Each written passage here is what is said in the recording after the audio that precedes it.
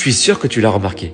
Les gens ne changent pas. Ils deviennent juste de plus en plus eux-mêmes. Est-ce que tu as remarqué l'expérience que quand tu oses incarner qui tu es, quand tu oses t'affirmer, les gens ils se rassemblent et ils te disent « Ouais, mais lui il a changé ». Est-ce que tu l'as remarqué ça? La vérité c'est qu'il n'a jamais aimé ma mentalité. J'ai toujours été comme ça. À la différence qu'avant, j'étais froissé par mes croyances. Un billet de 50 € quand tu le froisses, ça reste un billet de 50 €. La valeur ne change pas.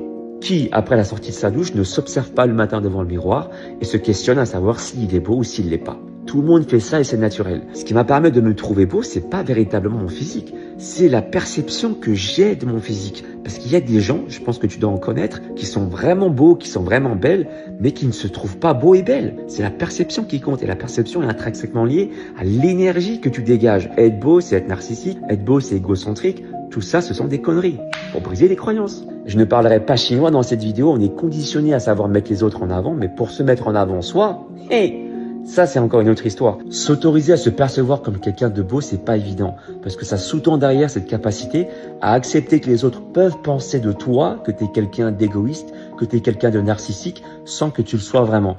En clair, c'est d'accepter d'être critiqué, mais de t'en foutre royalement. C'est exactement ce sur quoi également on travaille avec mes élèves en accompagnement, du corps, mais également de l'énergie. Et que le physique, pour moi, n'est que le reflet de ton énergie interne que tu arrives à maîtriser.